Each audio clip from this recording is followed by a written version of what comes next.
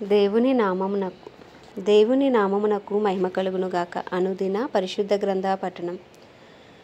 November 3. ప్రార్థన. దయగల తండ్రి, కృపగల దేవ, పరిశుద్ధుడానికి వందనాలు, స్తోత్రాలు. గడిచిన దినములోని కృపలో జ్ఞాపకం చేసుకుని మరి ఒక నూతన దినము మా జీవితాల్లో మీరు ప్రవేశపెట్టినందుకు మీకు వందనాలు ప్రభా. ఈ దినం వాక్యము ద్వారా మాతో మాట్లాడండి. వినిన వాక్యం మా హృదయాలు ఫలింపచేయమని యేసుక్రీస్తు అతి పరిశుద్ధ నామంలో అడిగి వేడుకొనిచున్నాం మా పరమ తండ్రి. ఆమేన్.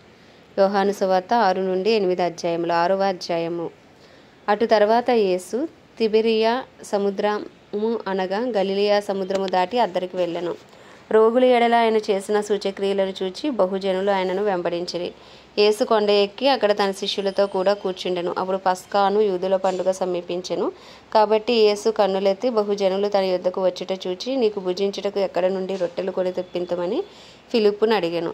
కానీ ఏమి చేయనై ఉండెనో తానే ఎరిగి ఉండి అతనిని పరీక్షించుటకు అలాగడిగెను. అందుకు ఫిలిప్పు, వారిలో ప్రతివాడును కొంచెము పుచ్చుకొంటకైనను 200 దేనారముల రొట్టెలు చాలవని ఆయనతో చెప్పెను. ఆయన శిష్యులలో ఒకడు అనగా సీమోను పేతురు సహోదరుడైన అంద్రెయ, ఇక్కడ ఉన్న ఒక చిన్నవాని వద్ద 5 యవల రొట్టెలను 2 చిన్న చేపలు ఉన్నవి గాని ఇంతమందికి ఇవి ఏమాత్రమని ఆయనతో అనగా, యేసు జనులను కూర్చుండబెట్టుడని చెప్పెను.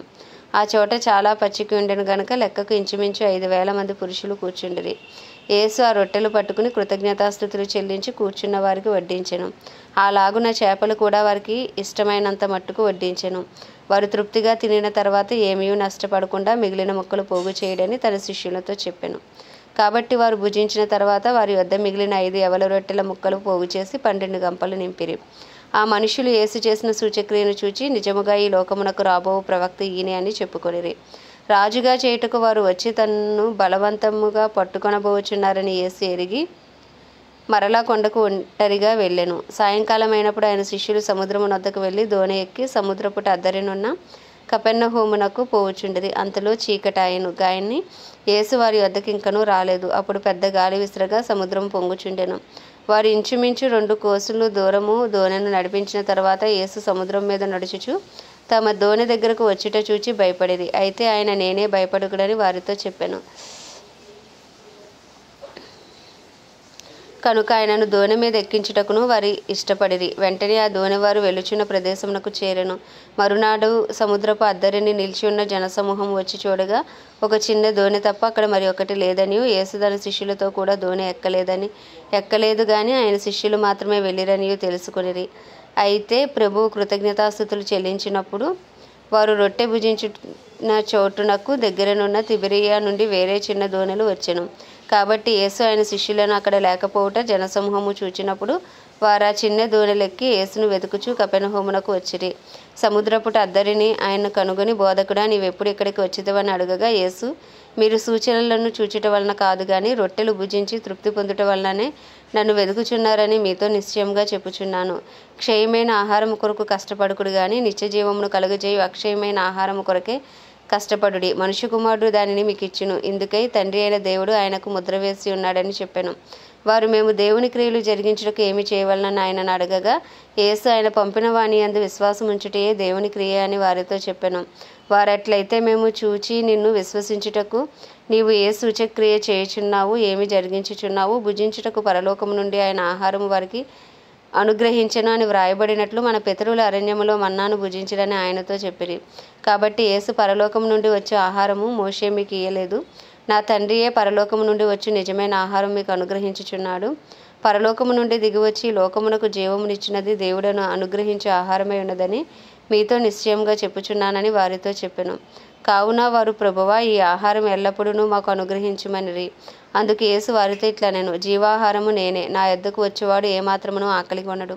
నా యందు విశ్వాసముంచువాడు ఎప్పుడునూ దప్పికొనడు. మీరు నన్ను చూచియుండి విశ్వసింపక ఉన్నారని మీతో చెప్పితిని. తండ్రి నాకు అనుగ్రహించు వారందరూ నా యొద్దకు వత్తురు. నా యొద్దకు వచ్చేవానిని నేను ఎంత మాత్రమూ బయటకు త్రోసివేయను. నా ఇష్టమును నెరవేర్చుకొంటకు నేను రాలేదు, నన్ను పంపిన వాని చిత్తము నెరవేర్చుటకే పరలోకము నుండి దిగివచ్చితిని. ఆయన నాకు అనుగ్రహించిన దాని అంతటిలో నేనేమియూ పోగొట్టుకొనక అంచెదినమున దాని లేపుటయే నన్ను పంపిన వాని చిత్తమై ఉన్నది. కుమారుణ్ణి చూచి ఆయన యందు విశ్వాసముంచు ప్రతివాడును నిత్యజీవం పొందుటయే నా తండ్రి చిత్తము. అంచెదినమున నేను వానిని లేపుదును. కాబట్టి నేను పరలోకము నుండి దిగివచ్చిన ఆహారమని ఆయన చెప్పినందున యూదులు ఆయనను గూర్చి సణుగుకొనుచు, ఈయన యోసేపు కుమారుడైన యేసు కాడా? ఈయన తల్లిదండ్రులకు మనం ఎరుగుదుము కదా. నేను పరలోకము నుండి దిగివచ్చి ఉన్నానని ఈయన ఎలాగూ చెప్పుచున్నాడనిరి. అందుకు యేసు, మీలో మీరు సనుగు కొనకుడి. నన్ను పంపిన తండ్రి వానిని ఆకర్షించితేనే గాని ఎవడునూ నా యొద్దకు రాలేడు. అంచెదినమున నేను వానిని లేపుదును. వారందరూ దేవుని చేత బోధింపబడుదురు అని ప్రవక్తల లేఖనములలో వ్రాయబడి ఉన్నది గనుక తండ్రి వలన విని నేర్చుకున్న ప్రతివాడును నా యొద్దకు వచ్చును. దేవుని యొద్ద నుండి వచ్చినవాడు తప్ప మరి ఎవడునూ తండ్రిని చూచి ఉండలేదు. ఈయనే తండ్రిని చూచి ఉన్నవాడు. విశ్వసించువాడే నిత్యజీవం గలవాడు. జీవాహారము నేనే. మీ పితరుల అరణ్యములో మన్నాను తినినను చనిపోయిరి. దీనిని తినువాడు చావకుండునట్లు పరలోకము నుండి దిగివచ్చిన ఆహారం ఇదే. పరలోకము నుండి దిగివచ్చిన జీవాహారము నేనే. ఎవడైనను ఈ ఆహారం భుజించితే వాడెల్లప్పుడూ జీవించును. మరియు నేను ఇచ్చు ఆహారము లోకమునకు జీవము కొరకేనా, నా శరీరమే అని మీతో నిశ్చయముగా చెప్పుచున్నానెను. యూదులు ఈయన తన శరీరమును ఎలాగ తిననీయగలడని ఒకనితో ఒకడు వాదించిరి. కావున యేసు ఇట్లనెను, మీరు మనుష్య కుమారుని శరీరము తిని ఆయన రక్తము తాగితేనే గాని మీలో మీరు జీవము గలవారు కారు. నా శరీరము తిని నా రక్తము త్రాగువాడే నిత్య జీవము గలవాడు. అంచెదినమున నేను వానిని లేపుదును. నా శరీరము నిజమైన ఆహారము, నా రక్తము నిజమైన పానమునై ఉన్నది. నా శరీరము తిని నా రక్తము త్రాగువాడు నాయందును, నేను వానియందును నిలిచియుందుము. జీవము గల తండ్రి నన్ను పంపెను గనుక నేను తండ్రి మూలముగా జీవించుచున్నట్లే నన్ను తినువాడును నా మూలముగా జీవించును. ఇదే పరలోకము నుండి దిగివచ్చిన ఆహారము. పితరులు మన్నాను తినియు చనిపోయినట్టు కాదు, ఈ ఆహారము తినువాడు ఎల్లప్పుడూ జీవించునని నిశ్చయముగా మీతో చెప్పుచున్నానెను. ఆయన కపెర్నహూములో బోధించుచు సమాజ మందిరంలో ఈ మాటలు చెప్పాను. ఆయన శిష్యులలో అనేకులు ఈ మాట విని, ఇది కఠినమైన మాట, ఇది ఎవడు వినగలడని చెప్పుకొనిరి. యేసు తన శిష్యులు దీనిని గూర్చి సణుగుకొనుచున్నారని తనకు తానే ఎరిగి వారితో ఇట్లనెను, దీని వలన మీరు అభ్యంతరపడుచున్నారా? అలాగైతే మనుష్య కుమారుడు మునుపున్న చోటునకు ఎక్కుట మీరు చూచిన ఎడల ఏమందురు? ఆత్మీయే జీవింపచేయుచున్నది, శరీరము కేవలము నిష్ప్రయోజనము.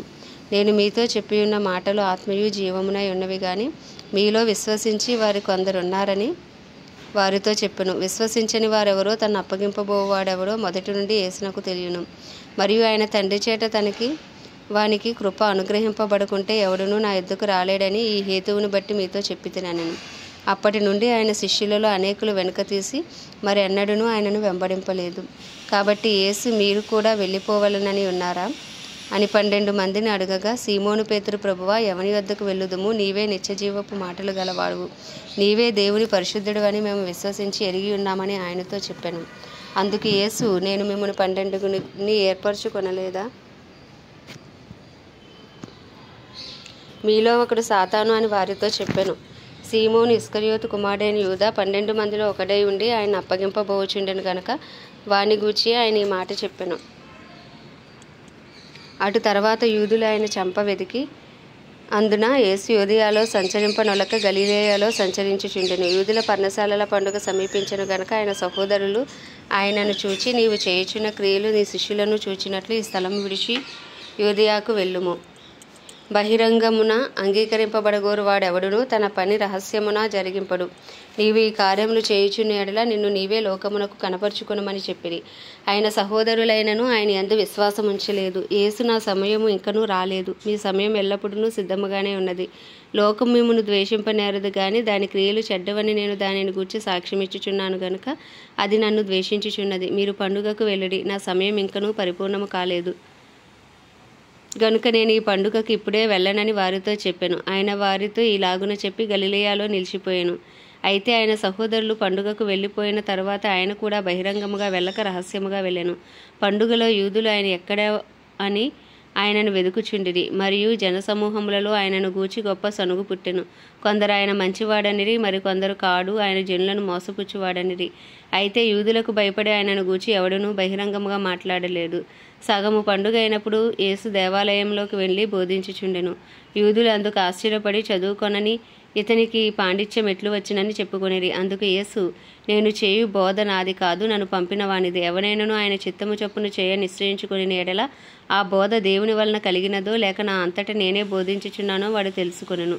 తనంతట తానే బోధించేవాడు స్వకీయ మహిమను వెదుకును గాని తను పంపినవాని మహిమను వెదుకువాడు సత్యవంతుడు.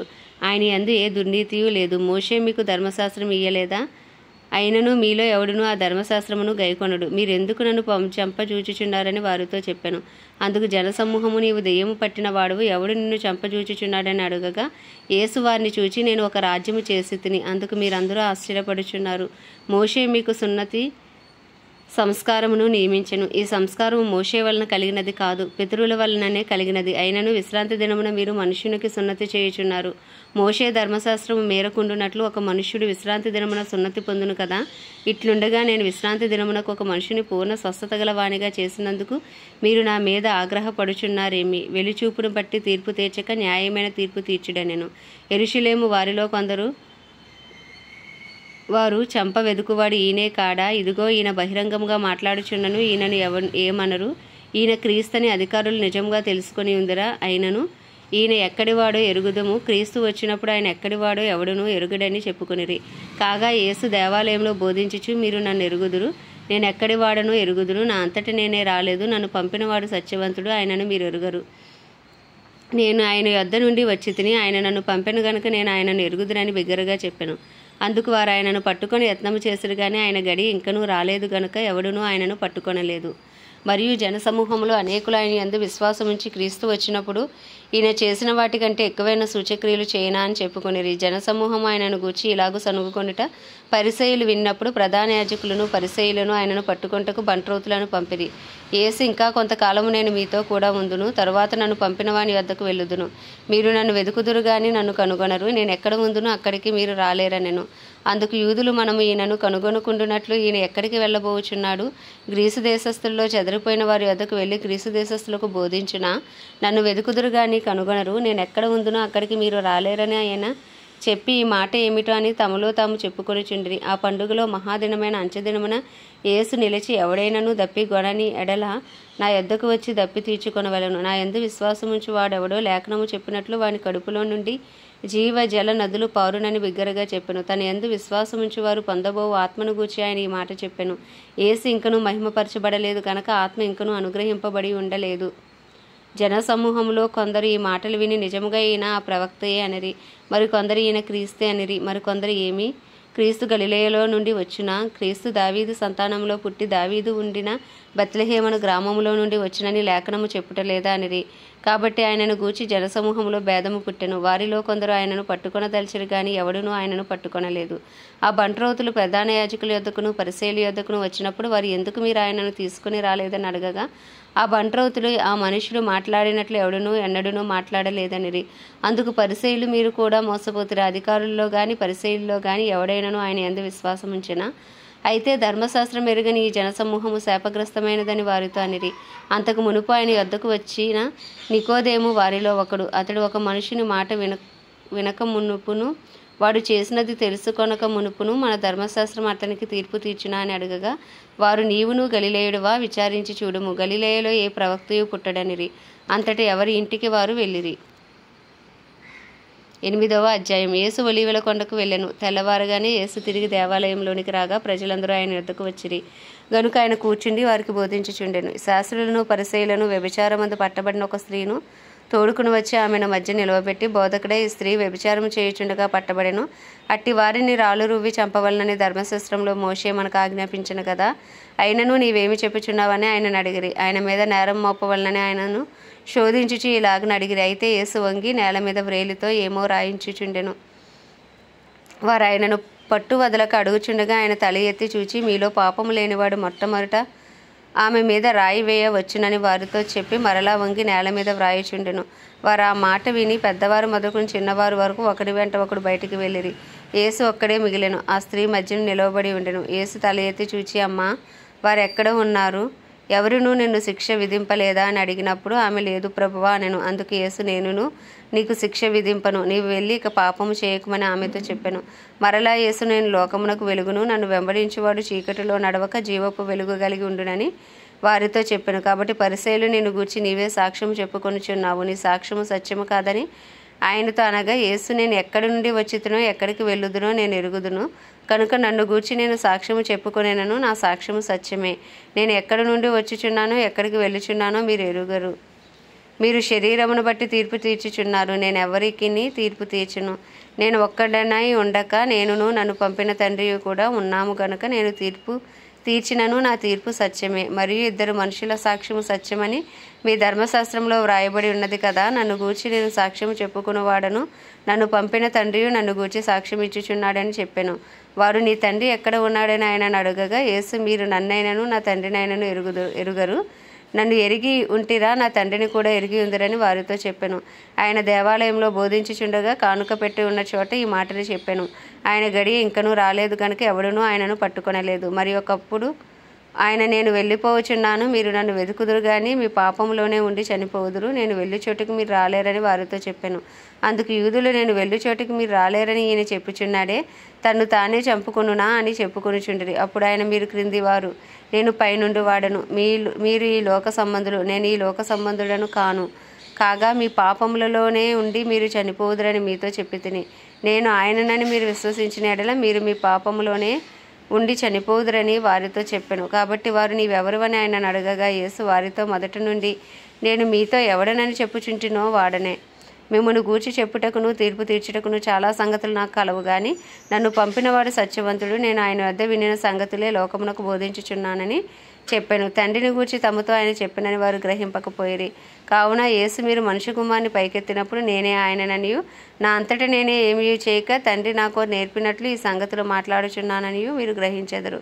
నన్ను పంపినవాడు నాకు తోడై ఉన్నాడు, ఆయనకిష్టమైన కార్యము నేను ఎల్లప్పుడూ చేయుదును గనుక ఆయన నన్ను ఒంటరిగా విడిచిపెట్టలేదని చెప్పాను. ఆయన ఈ సంగతులు మాట్లాడుచుండగా అనేకులు ఆయన యందు విశ్వాసం ఉంచిరి. కాబట్టి యేసు తనను నమ్మిన యూదులతో, మీరు నా వాక్యమందు నిలిచిన వారైతే నిజముగా నాకు శిష్యులై ఉండి సత్యమును గ్రహించెదరు. అప్పుడు సత్యం మిమ్మను స్వతంత్రులుగా చేయునని చెప్పగా, వారు, మేము అబ్రహాము సంతానము, మేమెన్నడూను ఎవనికిని దాసులమై ఉండలేదే, మీరు స్వతంత్రులుగా చేయబడుదురని ఎలా చెప్పుచున్నారని ఆయనతో అనిరి. అందుకు యేసు, పాపము చేయు ప్రతివాడును పాపమునకు దాసుడని మీతో నిశ్చయంగా చెప్పుచున్నాను. దాసుడు ఎల్లప్పుడూ ఇంటిలో నివాసము చేయుడు, కుమారుడు ఎల్లప్పుడూ నివాసము చేయును. కుమారుడు మిమ్మల్ని స్వతంత్రులుగా చేసిన యెడల మీరు నిజముగా స్వతంత్రులై ఉందురు. మీరు అబ్రహాము సంతానమని నాకు తెలియను, అయినను మీలో నా వాక్యమునకు చోటు లేదు గనక నన్ను చంప వెదకుచున్నారు. నేను నా తండ్రి యొద్ద చూచిన సంగతులే బోధించుచున్నాను, ఆ ప్రకారమే మీరు మీ తండ్రి యొద్ద వినిన వాటిని జరిగించుచున్నారని వారితో చెప్పాను. అందుకు వారు ఆయనతో, మా తండ్రి అబ్రహాము అనిరి. యేసు, మీరు అబ్రహాము పిల్లలైతే అబ్రహాము చేసిన క్రియలు చేతురు. దేవుని వల్ల వినిన సత్యం మీతో చెప్పినవాడనైన నన్ను మీరు ఇప్పుడు చంప వెతుకుచున్నారే, అబ్రహాము అట్లు చేయలేదు, మీరు మీ తండ్రి క్రియలే చేయుచున్నారని వారితో చెప్పాను.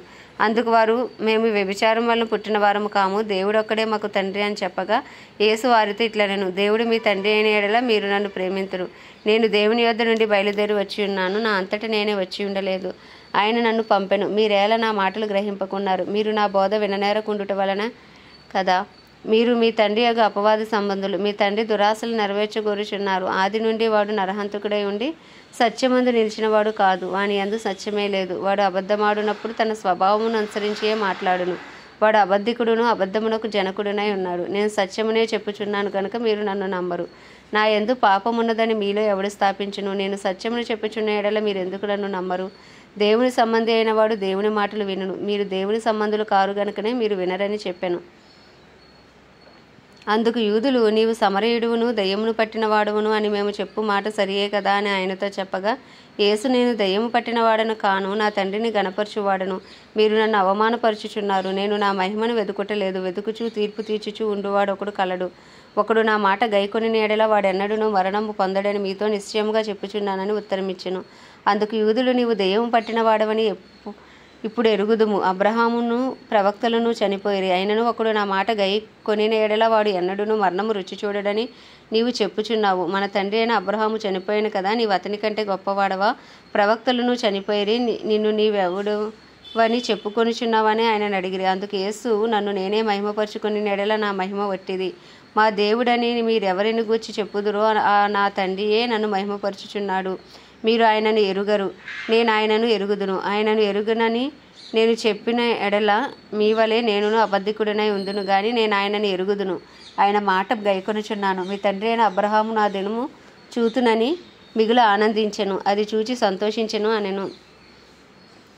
అందుకు యూదులు, నీకింకను 50 సంవత్సరములైనా లేవే, నీవు అబ్రహామును చూచితివా అని ఆయనతో చెప్పగా, యేసు, అబ్రహాము పుట్టక మునిపే నేను ఉన్నానని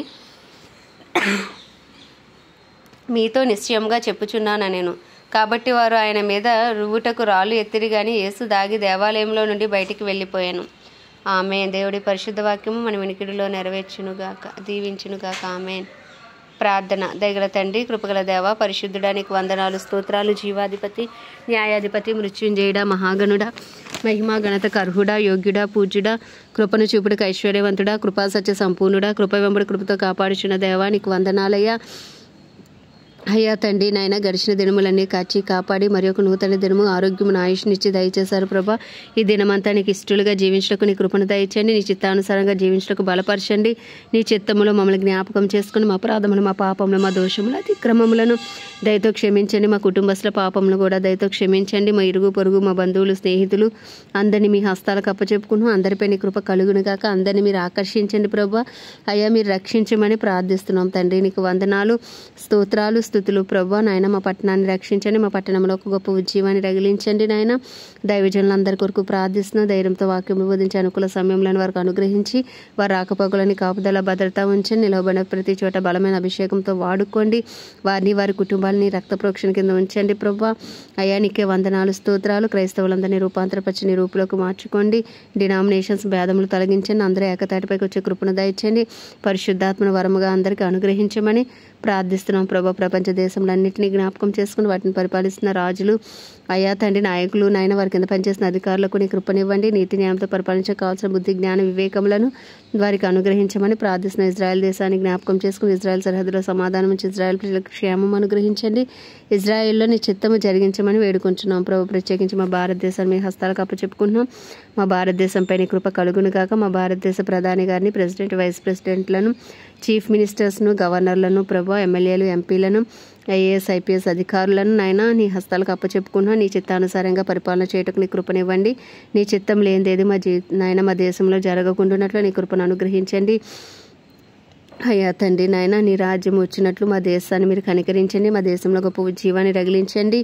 అయ్యా తండ్రి, నీ చిత్తానికి వ్యతిరేకంగా రూపించబడుతున్న ప్రతి ఆయుధము యేసు నామంలో లయపరచబడును గాక. అయ్యా, నీ రాజ్యము నాయన మా దేశంలో వచ్చును గాక.